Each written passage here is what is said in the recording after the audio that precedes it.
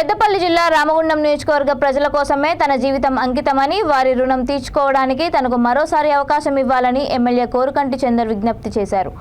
గోదావరిఖనిలోని తన క్యాంపు కార్యాలయంలో ఆయన మీడియాతో మాట్లాడుతూ నియోజకవర్గ అభివృద్ధి కోసం రాష్ట్ర ప్రభుత్వం ప్రత్యేక నిధులను సమకూర్చిందని అన్నారు. ముఖ్యమంత్రి కేసీఆర్ ఆశీస్సులతో మెడికల్ కాలేజ్, సబ్ రిజిస్టర్ కార్యాలయం సాధించుకున్నామని అన్నారు. గోదావరి వరదలతో పరివాహక ప్రాంతాలు ముంపునకు గురవుతున్నాయని, ఈ నేపథ్యంలో కరకట్ట నిర్మాణ అవసరాన్ని సీఎం దృష్టికి తీసుకువెళ్లానని అన్నారు. రామగుండం పారిశ్రామిక ప్రాంతానికి రెవెన్యూ డివిజన్గా మార్చేందుకు ప్రభుత్వం సానుకూలంగా ఉందన్నారు.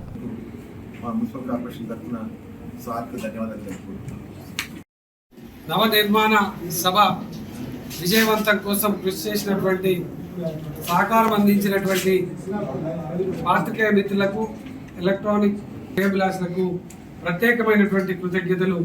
ఈ యొక్క నిధులు కార్పొరేషన్కి ఇవ్వడానికి మేమందరం కూడా కార్పొరేటర్ పక్షాన, ప్రజల పక్షాన తనకు హర్షం వ్యక్తం చేసుకుంటూ, అదే కాకుండా మళ్ళీ కూడా వచ్చి ఇది ఇంకే సమస్యలు ఉన్న దాని మన కేటీఆర్ గారు, మన ఎమ్మెల్యే గారు అడిగిన వెంటనే మన ముందుకు మా మున్సిపల్ కార్పొరేషన్ తరఫున సార్కు ధన్యవాదాలు తెలుపుకుంటున్నాం. గోదావరి వరదలు వచ్చినప్పుడు ఈ యొక్క ప్రాంతానికి నీరు వచ్చిన సందర్భంలో కరకట్ట నిర్మాణం చేయాలని కూడా ముఖ్యమంత్రి గారికి చెప్పడం జరిగింది.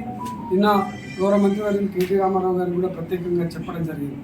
అదేవిధంగా ఆర్డీఓ కార్యాలయాన్ని ఇక్కడ ఏర్పాటు చేయాలని, రెవెన్యూ డివిజన్గా రామగుండం ఇక్కడ ఏర్పాటు చేయాలని కూడా ప్రత్యేకంగా కోరడం జరిగింది.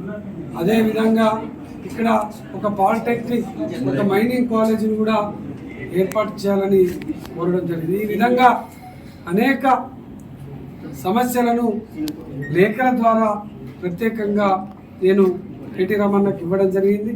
ఈ రామగుండం నియోజకవర్గంలో ఉన్నటువంటి ప్రజలు అనేక సందర్భాలలో ఉద్యమ కార్యాచరణకు, అదేవిధంగా నా ఎన్నికల సమయంలో నాకు కూడా సహకారం అందించినారు. ఈ యొక్క సహకారం, ఈ యొక్క ఆశీర్వాదం రేపు జరగబోయేటువంటి ఎన్నికలలో కూడా ఉండాలని ప్రత్యేకంగా ఈ యొక్క సందర్భంగా ప్రజలందరికీ కూడా నేను విజ్ఞప్తి చేస్తూ, ఇంకా ఈ యొక్క పారిశ్రామిక ప్రాంతంలో అనేక విధాలుగా అనేక సమస్యలను పరిష్కారం చేయాల్సింది ఉంది. అందుకోసమే ఈ యొక్క రామగుండం నవ నిర్మాణ సభల ద్వారా ఈ యొక్క మెడికల్ కాలేజ్ ఏర్పాటు కానీ, సబ్ రిజిస్ట్రార్ కార్యాలయం ఏర్పాటు కోసం కానీ, అదేవిధంగా ఈ యొక్క సివిల్ జడ్జి కోర్టు ఏర్పాటు చేసినటువంటి సందర్భంలో కూడా ప్రజలకు సవివరంగా వివరాలు తెలియజేయడం జరిగింది.